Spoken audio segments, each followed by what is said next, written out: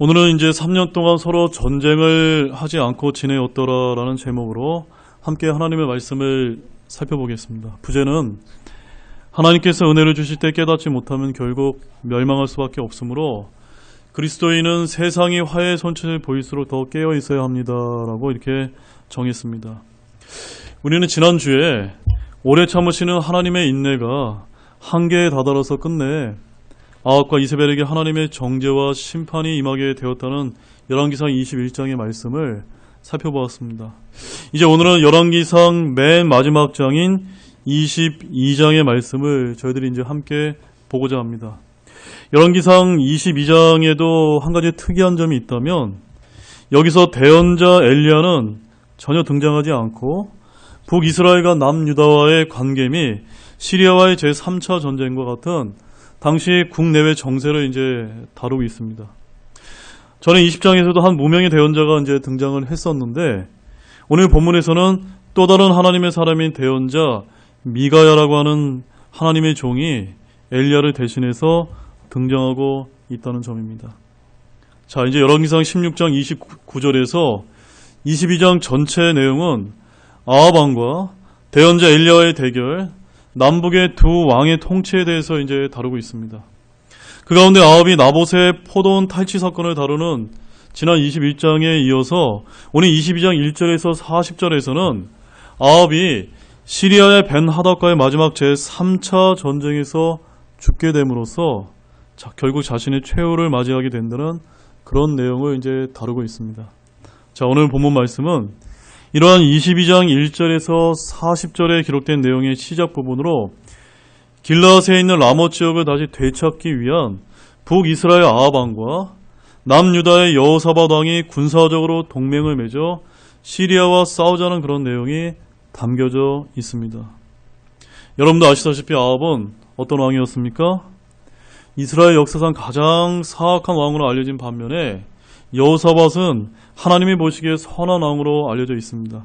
그런데 놀라운 사실은 이 둘이 연합하는 모습을 보여주고 있어서 이것은 영적으로 긍정적이다기보다 부정적인 의미가 있다는 것을 교훈으로 보여주는 본문이 아닐 수 없다는 점을 여러분이 꼭 기억하시기 바랍니다. 자, 이제부터 본문의 배경을 잠시 여러분들과 한번 나누도록 하겠습니다.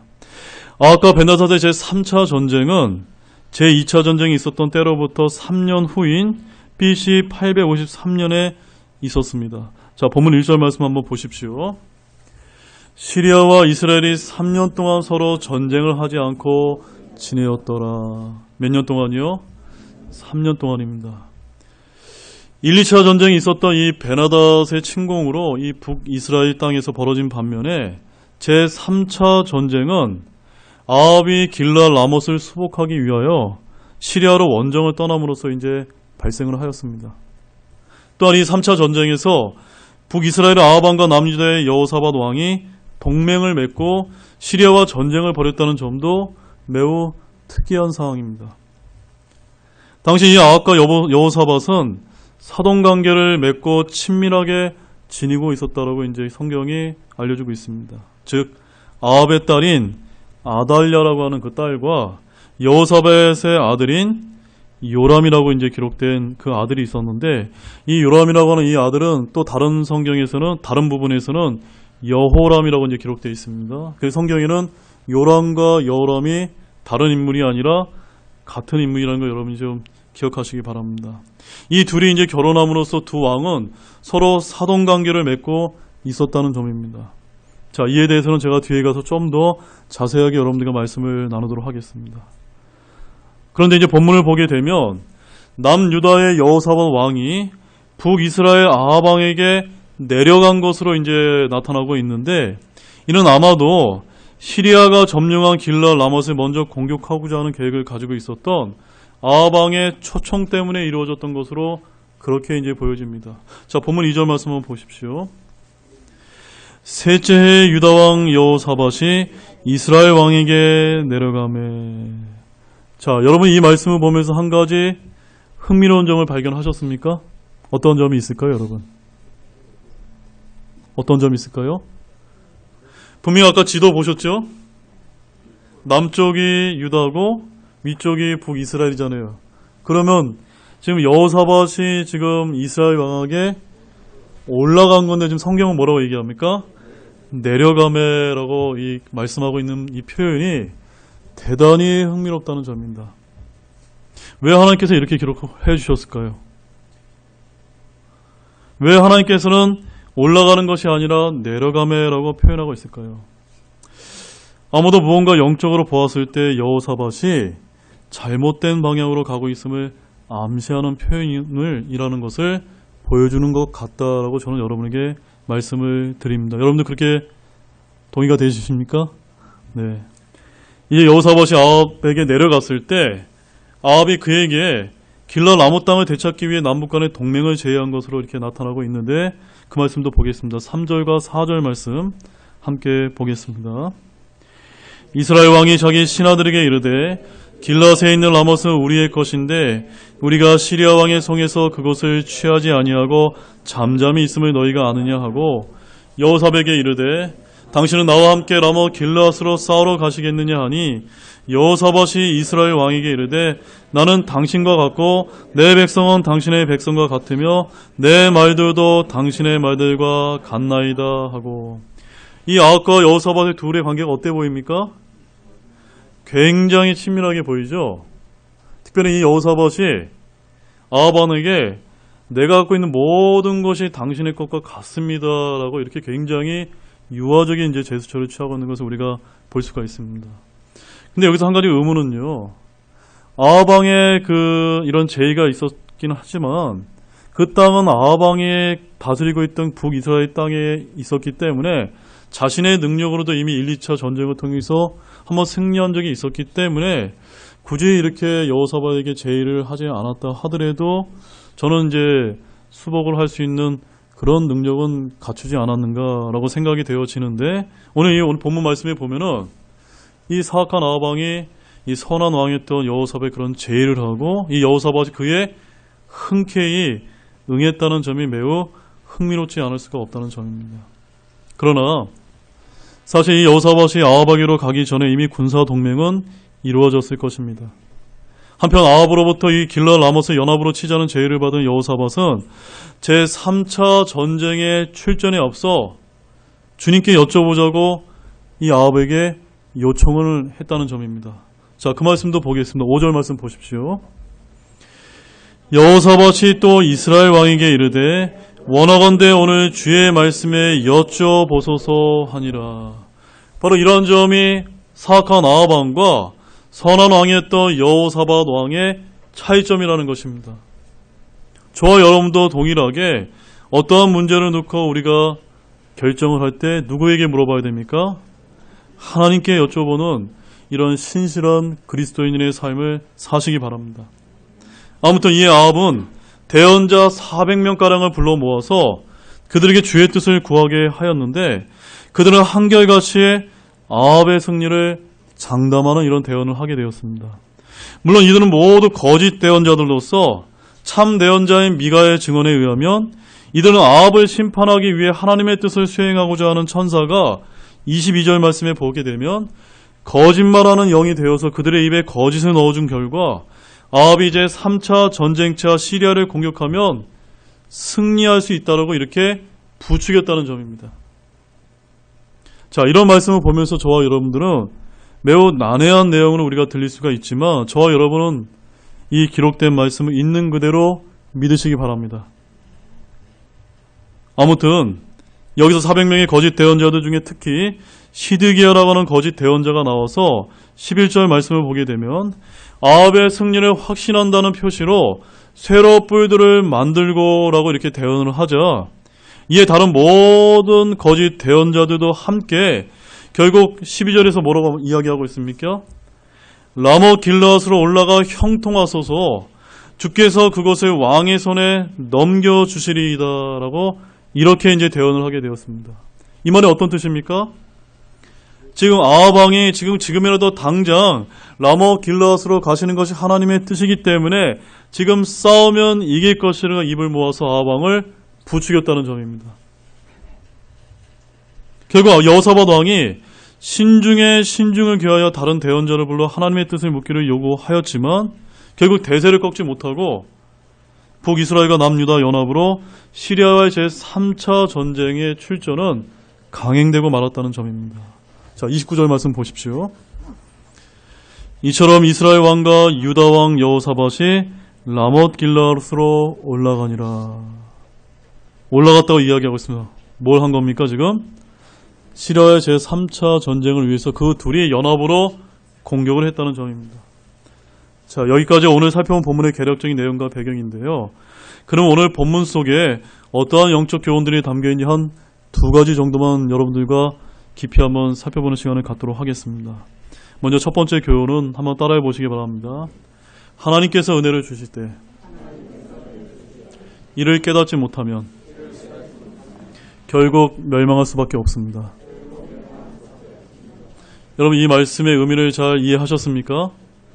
하나님께서 국가도 민족도 여러분 개인과 가정도 어떠한 하나님의 귀한 은혜를 이미 베풀어 주셨다는 걸 여러분들이 안다면 그를 깨닫고 주님 앞에 회개해서 주님을 붙들어야만 여러분이 살 수 있다는 말씀입니다.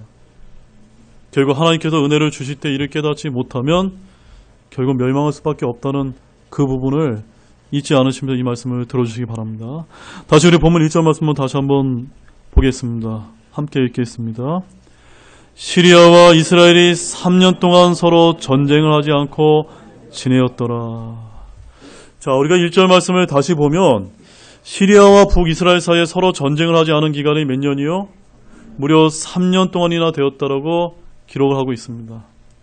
여기서 이 3년은 물론 20장에 언급된 북이스라엘과 시리아 간의 제2차 전쟁이 끝난 때로부터 전쟁이 없었던 그 기간을 말하는 것입니다.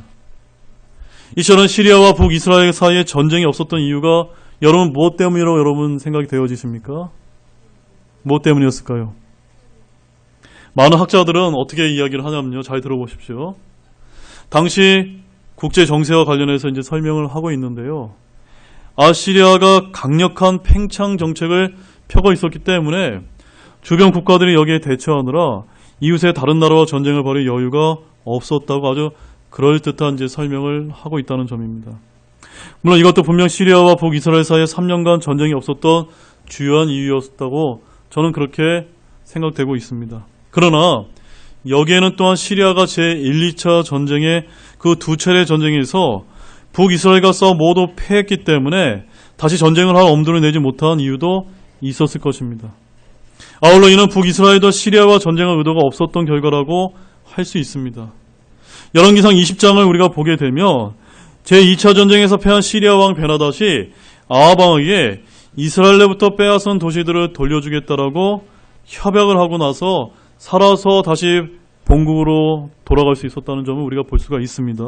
우리 그 말씀 한번 보겠습니다. 열왕기상 20장 34절 말씀을 한번 보시겠습니다. 열왕기상 20장 34절 말씀입니다. 함께 읽겠습니다. 베나닷이 그에게 이르되 내 아버지가 당신의 아버지에게서 빼앗은 도시들을 내가 돌려보내리이다.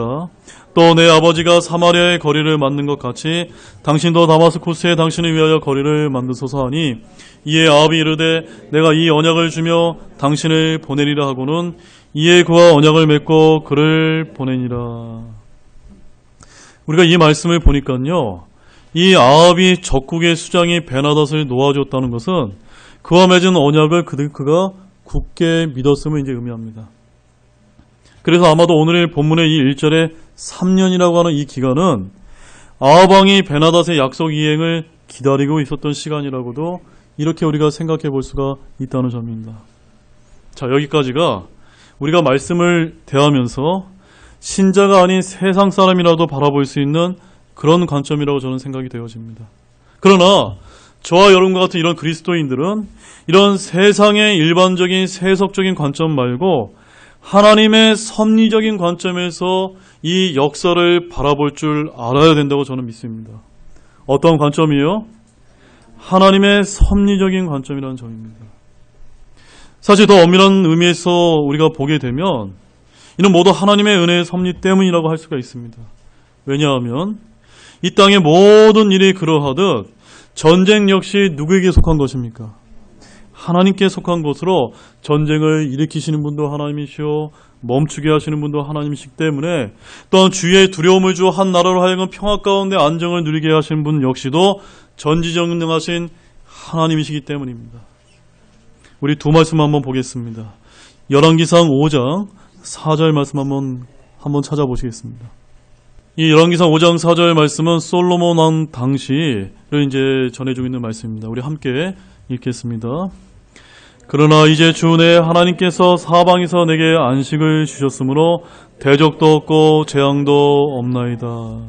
그러니까 솔로몬이 대단한 사람이었던 것이 아니라 하나님께서 솔로몬에게 은혜를 베풀어 주셔서 사방에서 안식을 베풀어 주었기 때문에 전쟁이 없었다라고 성경은 말씀하고 있는 것입니다.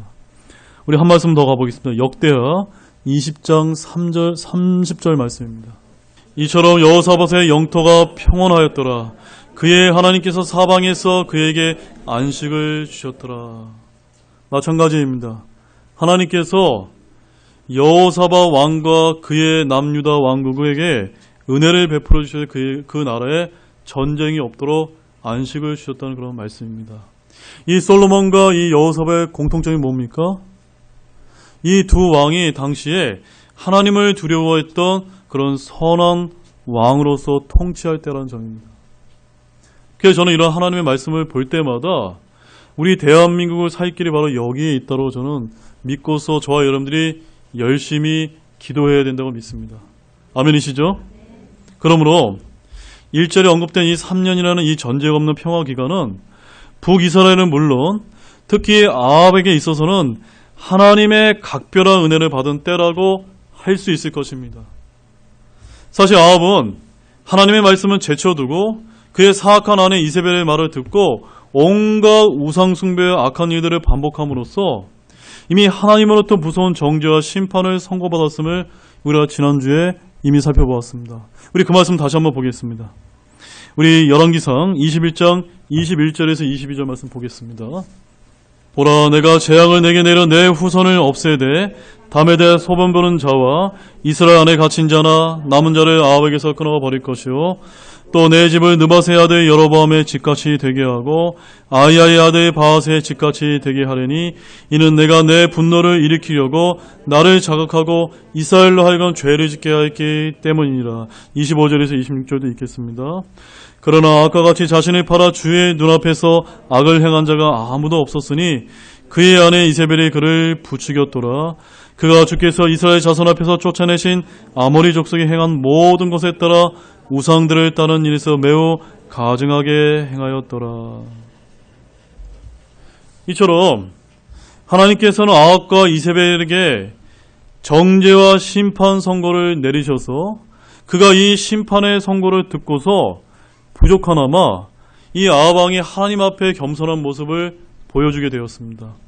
그저 주님께서 어떤 모습을 보여주신지 여러분 아십니까?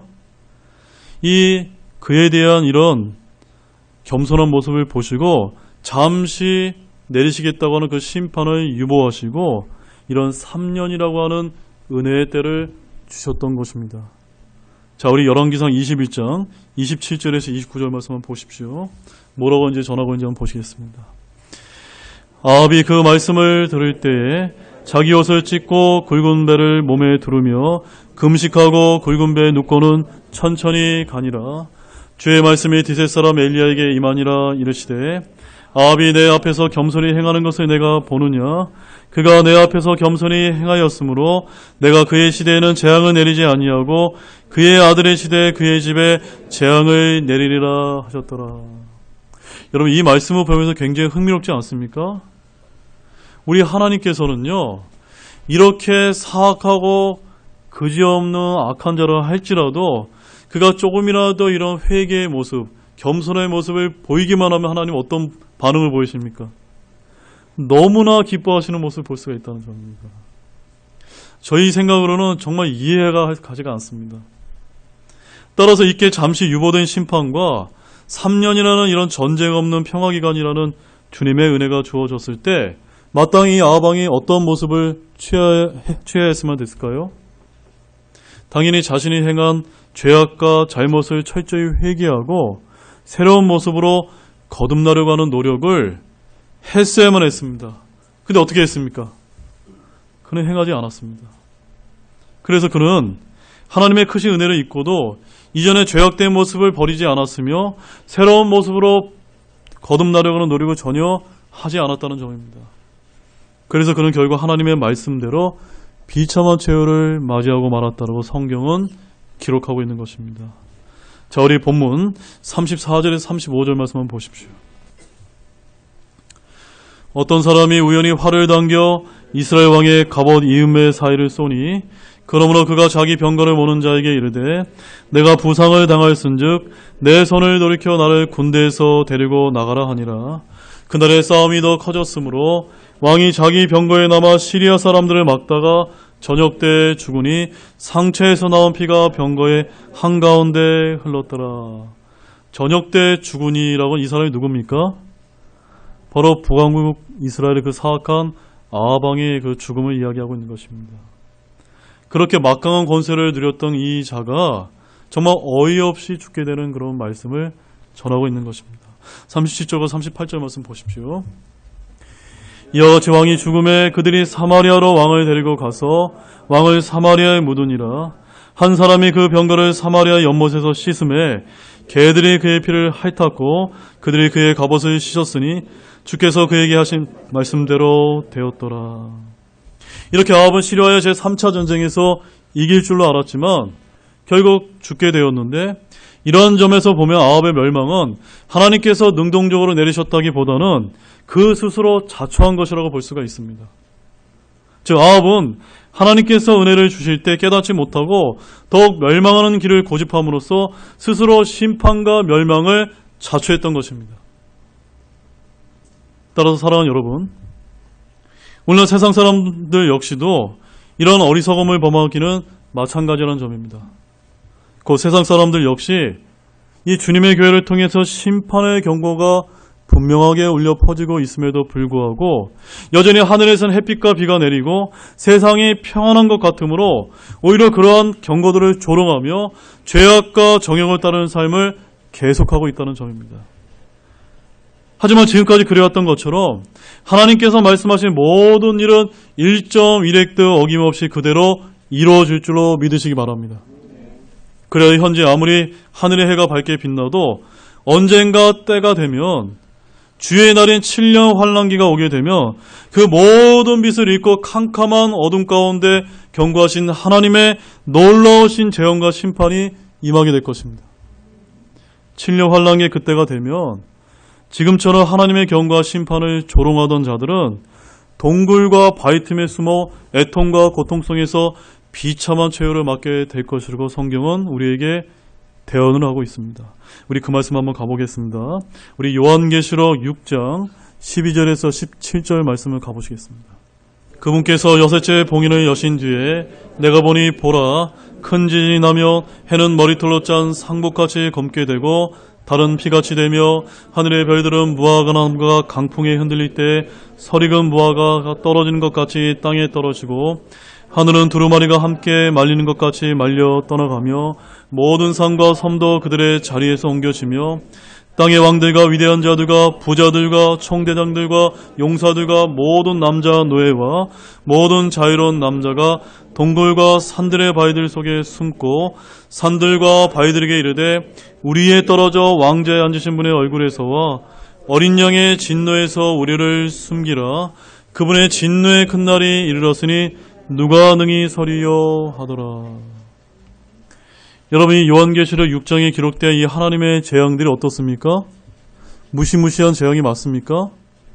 이러한 재앙이 오게 될 것을 여러분은 문자적으로 여러분 믿으십니까? 예. 믿는다면 하나님을 믿지 못하고 구원받지 못한 자들이 이 하나님의 주의 날, 이 7년 환란기의 이 진노의 날에 임하게 되면 누가 능히 서리요라고 이 말씀처럼 그 아무도 설 수가 없고 동굴과 산들에 숨어서 이 재앙을 피하며야 되는 끔찍한 상황에 임하게 될 것이라고 말씀하고 있는 것입니다.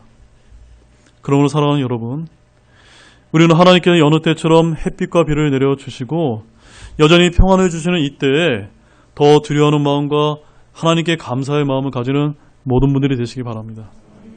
그래야 어리석고 순리를 거스르는 자들이 무엇라 말하든지 구원받은 저와 여러분들은 날마다 우리 자신을 살피며 더욱 하나님의 말씀과 진리를 따라 살아감으로써 7년 환란기에 들어가지 않고 그 전에 하늘로 들림받는다는 장차 약속하신 복된 소망의 때를 바라보면서 책망과 심판이 아니라 칭찬과 영광으로 나가는 모든 성도분들이 되시기를 주님의 이름으로 소망합니다. 우리 마태복음 24장 37절에서 39절 말씀도 보시겠습니다. 오직 노아의 날들과 같이 사람의 아들이 오는 것도 그러하리라. 홍수 이전 시대에 노아가 방주로 들어간 날까지 그들이 먹고 마시고 장가가고 시집가고 하면서 홍수가 나서 그들을 다 쓸어버릴 때까지 알지 못하였나니 사람의 아들이 오는 것도 그러하리라.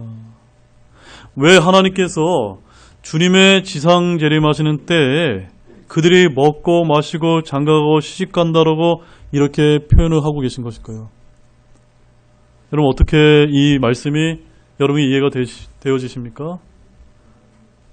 하나님을 믿지 않고 하나님의 말씀을 분별하지 못하는 이런 불경건한 사람들은 그 주님의 재앙의 날이 임하게 됐을 때 그저 먹고 마시고 놀고 즐기면서 세상이 어떻게 돌아가는지 전혀 분간하지 못하고 노아의 방주 때처럼 그런 하나님의 심판을 피하지 못하게 되는 그런 말씀입니다. 그러면 저는 이 자리에 계신 모든 분들이 이런 하나님의 심판에 임하게 됐을 때 이 은혜를 저희들이 기억하고 하나님께 돌이키는 모든 분들이 되시기 바랍니다. 우리 고린도후서 6장 1절에서 2절 말씀도 한번 보시겠습니다. 그런즉 우리가 그분과 함께 일하는 일꾼으로서 너희에게도 간청하노니 너희는 하나님의 은혜를 헛되이 받지 말라. 그분께서 이르시되 받아주는 때에 내가 내 말을 들었고 구원의 날에 내가 너를 구조하였노라 하시나니 보라 지금이 받아주시는 때요 보라 지금이 구원의 날이로다. 아멘이시죠? 정말 이 말씀이 여러분의 어떻게 여러분 마음에 들려지십니까? 너무나 은혜롭고 너무나 감사한 말씀이 아니지 않습니까? 하나님의 은혜를 헛되이 받지 마시기 바랍니다. 이 강단에서 선포되어지는 이 하나님의 말씀을 헛되이 받지 마시고 이 구원의 날에 하나님께서 2000년 전에 저와 여러분을 구원하기 위해서 오셨고 지금이 받아주시는 때요 지금이 구원의 날이라는 것을 믿고 결단하고 돌아가시는 모든 분들이 되시기 바랍니다. 그 다음에 두 번째 교훈을 한번 따라해 보시기 바랍니다. 오늘날 그리스도인은 세상이 화해의 손짓을 보일수록 더 깨어 있어야 합니다. 아멘이시죠? 오늘날 그리스도인은 세상이 화해의 손짓을 보임으로써 유혹할 때 잠들어 있는 것이 아니라 더더욱더 깨어 있어야만 된다는 그런 말씀입니다. 우리 본문 2절 말씀 보십시오. 셋째 해 유다왕 여호사밧이 이스라엘 왕에게 내려가매. 제가 앞에서 설명을 드렸죠. 분명히 올라가는 것인데 내려가는 거라고 이제 표현이 되어 있습니다. 어떤 의미라고 말씀드렸죠? 영적으로 좋지 않은 방향으로 지금 가고 있다는 점을 지금 암시하고 있는 그런 표현이라는 것입니다. 이처럼 이전에 항상 전쟁이 있던 남북 두 나라의 왕들이 서로 교류한 것에 대해서 학자들은 당시 아시리아와 시리아를 견제하기 위해 그들의 군사동맹을 맺었기 때문이라고 이렇게 해석을 하고 있습니다. 이미 알고 계시다시피 당시 남북 왕조는 정략 결혼을 통해 사돈관계를 맺고 있었습니다. 즉 아합의 딸 아달랴와 여호사밧의 아들 여호람, 즉 요람이 결혼을 함으로써 두 나라는 자연스럽게 동맹을 맺고 있었다는 점입니다. 우리 그 말씀 한번 보겠습니다. 열왕기하 8장 16절에서 18절 말씀 한번 보겠습니다. 이스라엘 왕 아합의 아들 요람의 제5년에 여호사밧이 유다의 왕이었을 때 유다 왕 여호사밧의 아들 여호람이 통치하기 시작하니라. 그가 통치하기 시작할 때 나이가 32세더라. 그가 예루살렘에서 8년 동안 통치하니라. 그가 이스라엘 왕들의 길로 걸으며 아합의 집이 행한 것 같이 행하였으니 이는 아합의 딸이 그의 아내였기 때문이라. 그가 주의 눈앞에서 악을 행하였으나. 26절 말씀 좀 보십시오. 아하시야가 통치하기 시작할 때 나이가 22세더라. 그가 예루살렘에서 1년 동안 통치하니라. 그의 어머니의 이름은 이스라엘 왕 오므리의 딸 아달랴더라. 이제 아셨죠, 여러분? 여호사밧의 아들은 누구였습니까? 여호람이었습니다. 그 다음에 아합 왕의 딸은 누구였습니까? 아달랴였는데, 이 둘이 이제 인척관계를 맺고 있었는데, 여러분 잘 보시기 바랍니다. 이 여호사밧은 어떤 왕이었다고요? 하나님이 보시기에 굉장히 선한 왕이었습니다. 근데 그의 아들은 어땠습니까? 누구의 길을 따라갔습니까? 여호사밧은 자신의 아버지의 길을 따라간 것이 아니라 안타깝게도 아합 왕의 길을 따라갔다고 이야기하고 있습니다. 누구 때문이에요? 그의 아내 아달랴 때문이었다. 우리 역대하 18장 1절 말씀도 한번 보시겠습니다.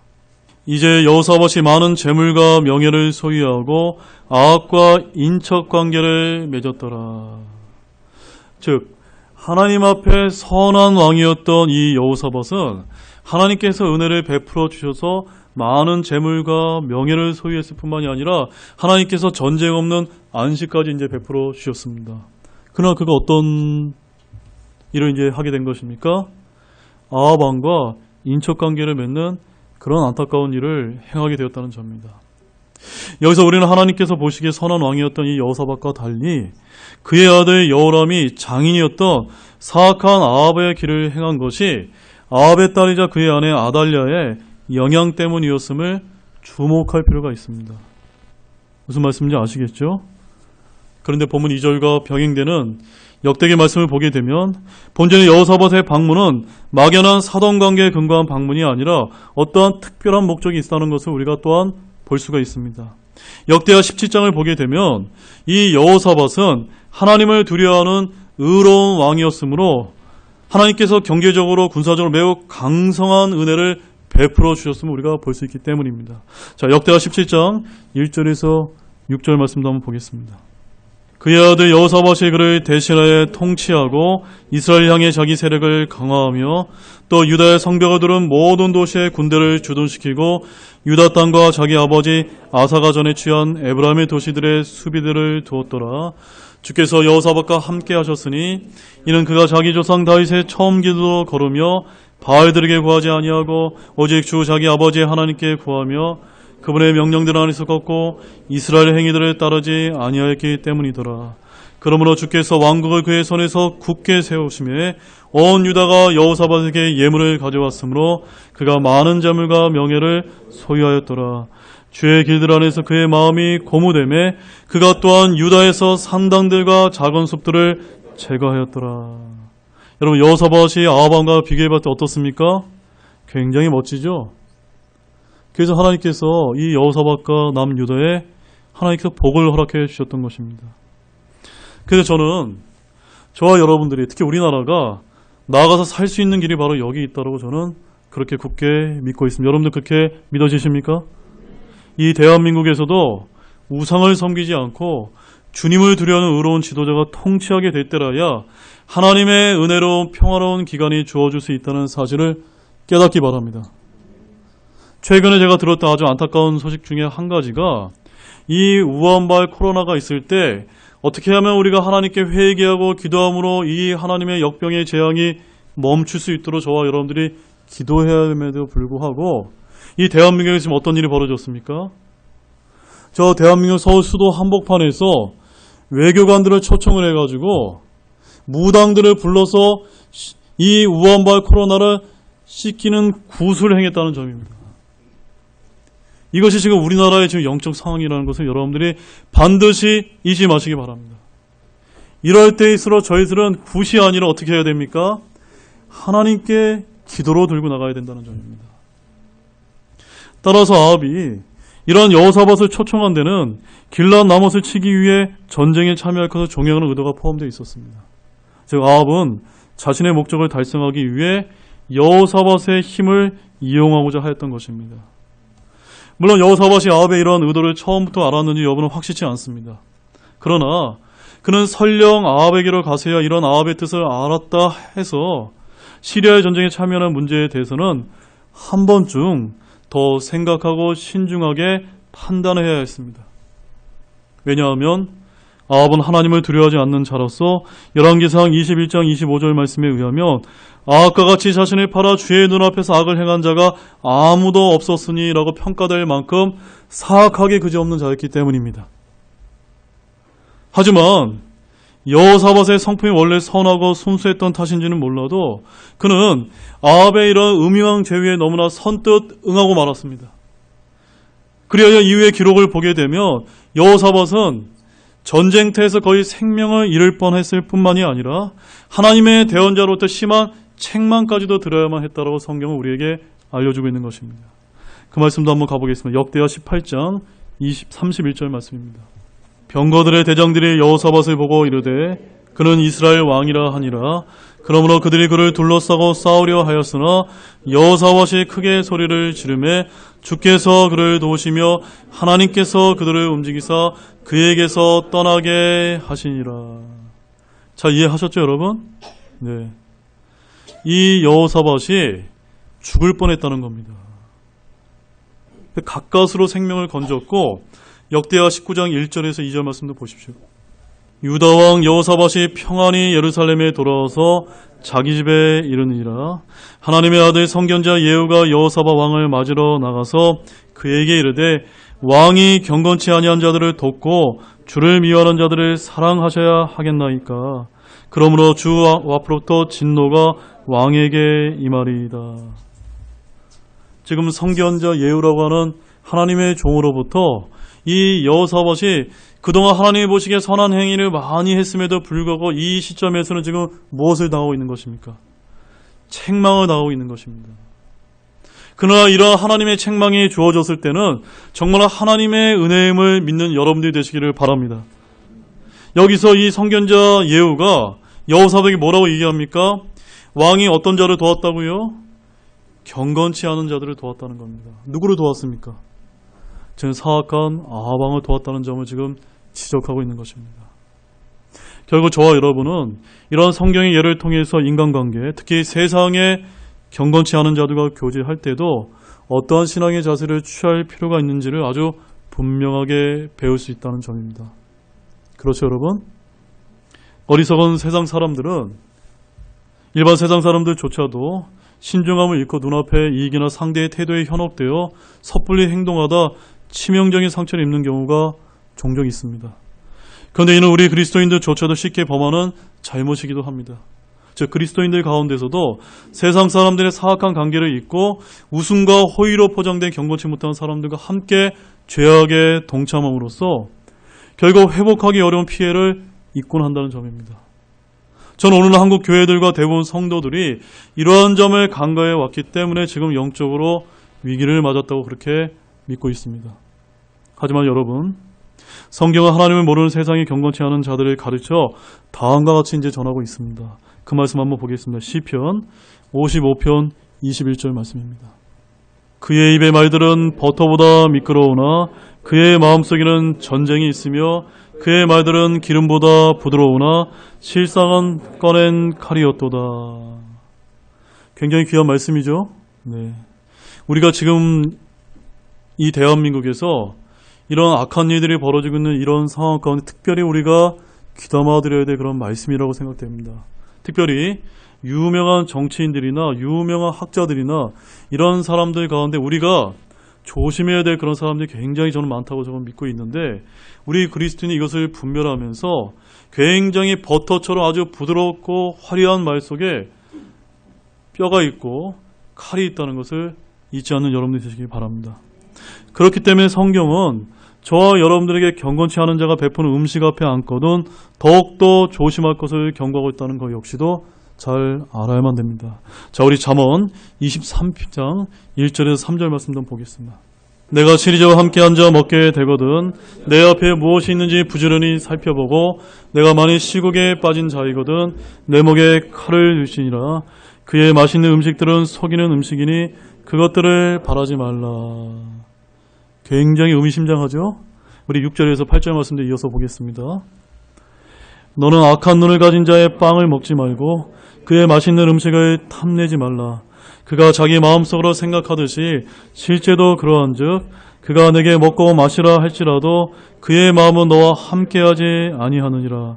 내가 먹은 한 조각 빵도 내가 토하겠고 내 달콤한 말들도 이르리라. 정말로 시대를 관통하는 놀라운 지혜의 말씀이 아닐 수가 없습니다. 사랑하는 여러분, 오늘날 우리는 세상이 교회를 핍박할 뿐만이 아니라 우호적인 제스처로 가정에서 유혹할 때에도 항상 말씀과 기도를 통해 영적으로 깨어있는 자세를 잃지 않아야만 됩니다. 오늘날 한국 교회들이 이 점을 게을리했기 때문에 오늘 이러한 엄중한 상황을 맞이하였음을 저와 여러분들 결코 잊지 말아야겠습니다. 아멘이시죠? 사실 최근 우리나라 급격히 왼쪽으로 기울면서 사회주의화되고 가고 있으면 물론 동성애나 낙태 옹호 등으로 인해 영적으로 심각한 문제가 발생하고 있다는 점을 여러분들이 잘 알고 계실 것입니다. 그런데 사실 조금만 생각을 해보면 과거 교회가 평화로울 때 이러한 사태를 예의주시하면서 말씀을 선포하고 자라나는 세대를 올바른 기독교적인 세계관으로 바르게 교육하는 등 이런 대처를 잘 해왔더라면 하는 큰 아쉬움이 있는 것이 사실입니다. 맞죠, 여러분? 그런데 저는 여러분들에게 분명히 말씀을 드립니다. 지금이라도 늦지 않았다는 점입니다. 우리 교회는 물론 한국 교회가 전체가 깨어나서 이러한 반기독교적인 세계관과 성경적이지 않은 비뚤어진 가치관에 휘둘리지 않도록 노력하시기 바랍니다. 그래야 비록 세상이 악한 생각으로 접근한다 할지라도 언제나 마음 중심을 잃지 않고 오히려 그들의 마음을 꿰뚫는 통찰력과 지혜로 예수 그리스도의 복음을 전하시면서 성경적인 진리와 하나님의 오른쪽에 바른 가치관과 세계관을 증거하는 모든 분들이 되시기를 주님의 이름으로 소망합니다. 우리 시편 말씀 보겠습니다. 시편 141편 3절에서 4절 말씀입니다. 오 주여 내 입 앞에 파수꾼을 세우시고 내 입술의 문을 지키소서. 내 마음이 악한 일 쪽으로 기울어 불법을 행하는 자들과 함께 사악한 이들을 행하지 말게 하소서. 또 내가 그들의 맛있는 음식을 먹지 말게 하소서. 굉장히 아주 놀라운 말씀이 아닐 수가 없습니다. 지금 우리가 살고 있는 이 악한 시대에 우리가 생명으로 붙들어야 될 그런 말씀이라고 믿습니다. 또한 우리 신약 에베소서 5장 11절에서 16절 말씀도 한번 보겠습니다. 에베소서 5장 11절에서 16절 말씀, 마지막 말씀입니다. 열매 없는 어둠의 일들에 참여하지 말고 도리어 그것들을 책망하라. 그들의 은밀한 가운데 행하는 그것들은 말하는 것조차도 수치니라. 그러나 책망을 받는 모든 것은 빛으로 말미암아 밝히 드러나게 되나니 무엇이든지 밝히 드러나게 하는 것은 다 빛이니라. 그러므로 그분께서 이르시기를 너 잠자는 자여 깨어서 죽은 자들로부터 일어나라. 그리스도께서 내게 빛을 주시리라 하시니라. 그런즉 너희는 주의하여 어리석은 자가 아니라 지혜로운 자로서 조심스럽게 걸어 시간을 되찾으라. 날들이 악하니라. 하나님의 말씀 있는 그대로 제가 여러분에게 다시 한번 강조드립니다. 날들이 선합니까? 악합니까? 매우 매우 악합니다. 이럴 때일수록 저와 여러분은 무엇을 위해서 애써야만 되겠습니까? 시간을 되찾는 것입니다. 여러분들의 갖고 있는 이런 소중한 시간을 어디다 투자를 하고 계십니까? 불경건한 사람들과 교제하고 그러한 일들을 하시는데 여러분의 시간을 허비하고 있는지 아닌지 여러분들이 살펴보시기 바랍니다.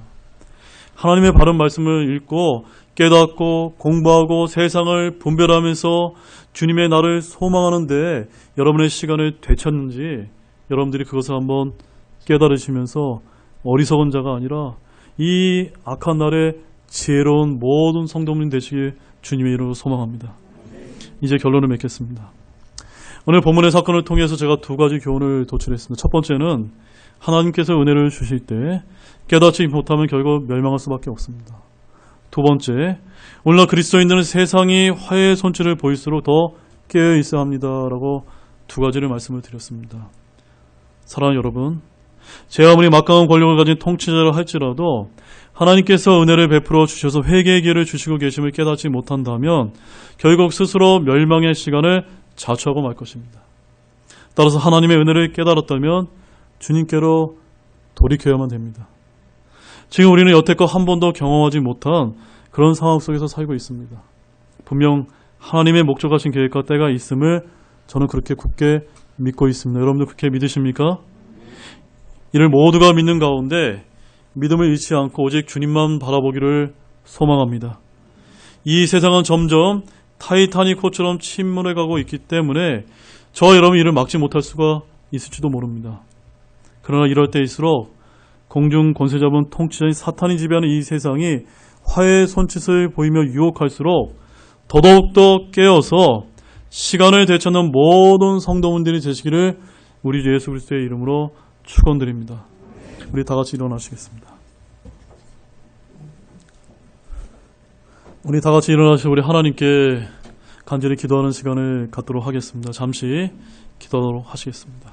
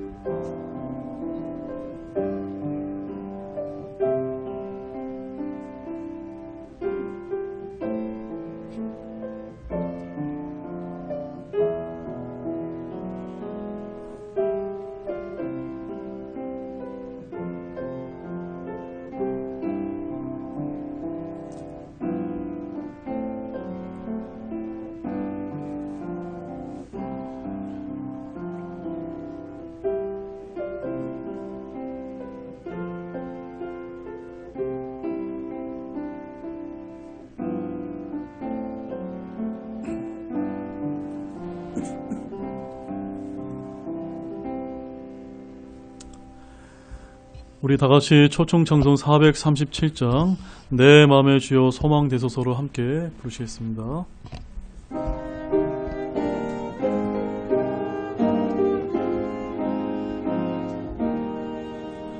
내 맘의 주여 소망 되소서 주 없이 모든 이 헛되어라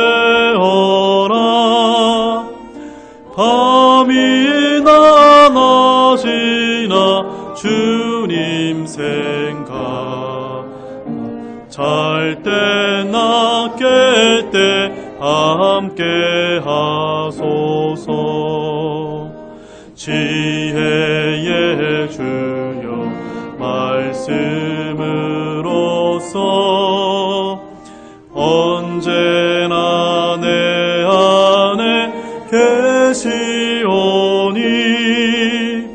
주님 나의 아버지 나는 아들 주 안에 내가 늘 살고 지고 세상의 영광 눈 앞에 없네 언제나 주님은 나의 상속 주님만 내 맘에 계시오니 영원한 주님 참 귀하여라 영원한 주님 내 승리의 주 하늘의 기쁨을 주옵소서 어떠한 고난이 닥쳐와도 만유의 주여 소망 되소서. 우리 함께 기도하고 오늘 주일 예배를 마치도록 하겠습니다. 하나님 아버지 참 감사를 드립니다. 오늘 이 열왕기상 22장 말씀을 통해서 주님께서 알려주셨던 것처럼 3년 동안 전쟁이 없이 지내었더라라는 이 말씀에서 저희들이 소망을 발견하게 됩니다. 주님, 참으로 때가 악하고 참으로 저희들이 살아가기에 너무나 어려운 일들이 많이 발생하고 있습니다. 그렇지만 소망이 되시고 또한 우리에게 은혜를 베풀어 주심을 저희가 믿고 주님 앞에 간절한 마음으로 저희들이 나아가오니 여기 계신 모든 우리 사랑하는 우리 형제자매 마음 가운데 안식과 평화와 주님 안에서의 기쁨을 얻고 이 세상에서 살아갈 수 있도록 힘을 북돋아 주시기를 간절히 소망을 드립니다. 그래야 시간을 되찾음으로 말미암아 경건치 않은 자들과 저희들이 연합하면서 세상으로 흘러가는 것이 아니라 주님이 오실 날이 가까이 왔음을 저희들이 깨닫고 복음을 증거하고 하나님의 진리의 말씀 가운데 더욱더 붙들려 살 수 있는 우리 빛과 소금의 역할을 잘 감당할 수 있는 지혜로운 성도들이 될 수 있도록 은혜를 베풀어 주시기를 간절히 소망을 드립니다.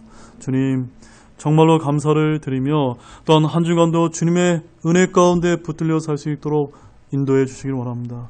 감사를 드리며 이 모든 말씀을 예수님의 이름으로 기도드렸습니다. 아멘.